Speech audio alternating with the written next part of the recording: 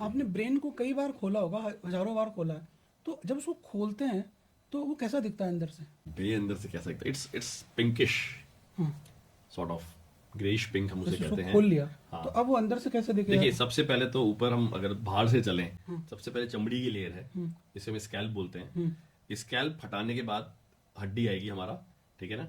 उसको जो है हमने खोला, हड्डी खोलने के बाद ऊपर एक ड्यूरामेटर नाम की झिल्ली होती है दिमाग के ऊपर। दिखती है वो? दिखती है, बिल्कुल है ना, वो बिल्कुल एक कागज जो होता है हमारा, कागज की तरह कवरिंग होती है, बटर पेपर लाइक कवरिंग होती है।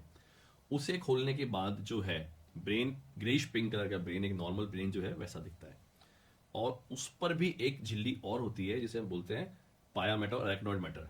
ब्रेन के ऊपर 3 लेयर है, ड्यूरा जिससे मतलब वो कवर्ड है, उसके बाद अरेक्नॉइड और पाया, तो वो उनसे बिल्कुल चिपकी होती है। ओके। ठीक है, वो विजिबल नहीं होगी नेकेड आई से, उसके लिए माइक्रोस्कोप यूज करना माइक्रोस्कोप। पड़ेगा। ओके। और जैसे अखरोट होता है ना, हाँ। जैसे अखरोट की सरफेस होती है, अप्स एंड डाउन्स, है ना, बिल्कुल ऐसा ही ब्रेन होता है। उस पर ब्लूइश कलर की हमारी वेसल्स रन कर रही होती है। 2 पार्ट में है, राइट और लेफ्ट सेरेब्रल हेमिस्फीयर्स, इस तरह। तो सबका ब्रेन लगभग सेम सेम सही होता है? मॉर्फोलॉजिकली तो सेम ही है सर। ओके। तो मॉर्फोलॉजिकली तो जो ब्रेन में फ्रंटल लोब है आगे की तरफ, फिर पैराइटल लोब है, फिर उसके बाद जो है यहाँ छोटा भेजा जो ऑक्सीपिटल, और यहाँ टेम्पोरल लोब आता है। 4 लोब्स हम बहुत बात करते हैं ब्रेन में। उसके अलावा सैरिबेलम जो है वो एक अलग पार्ट है, वो अलग नीचे, यहाँ नीचे की तरफ होता है, जहाँ से उसके बाद हमारी स्पाइनल कॉर्ड जो है वो शुरू हो जाती है।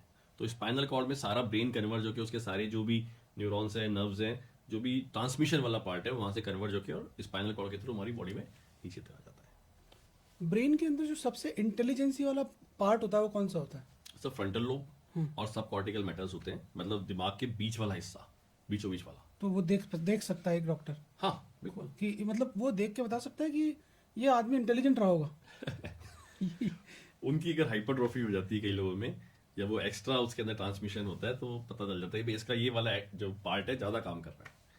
कि यार इसने बहुत मेडिटेशन किया होगा, या इसने बहुत स्मोकिंग करी होगी, या इसने बहुत। स्मोकिंग तो ऐसी चीज है कि सब वैसे ही, मतलब आपको सिटी स्कैन में एट्रोफिड ब्रेन दिख जाता है। अच्छा। हाँ, एल्कोहलिक्स और जो अपने स्मोकर्स होते हैं, हाँ। इनका तो अगर आप सिटी स्कैन देखोगे तो यू विल रिकॉग्नाइज कि यार ये इस उम्र में इसके ब्रेन की ये पोजीशन है, ठीक है।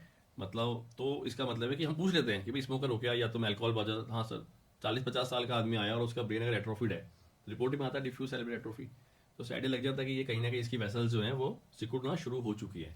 तो जब भी ब्रेन की वेसल्स सिकुड़ना शुरू हो जाएंगी, तो दिमाग की जो सरफेस है उसका जो गैप है वो बढ़ जाएगा। जो सल्काए बोलते हैं हम, सल्काए एंड गायराए, जो अप्स एंड डाउन से बता रहा हूँ, तो वो और डीपन हो जाते हैं।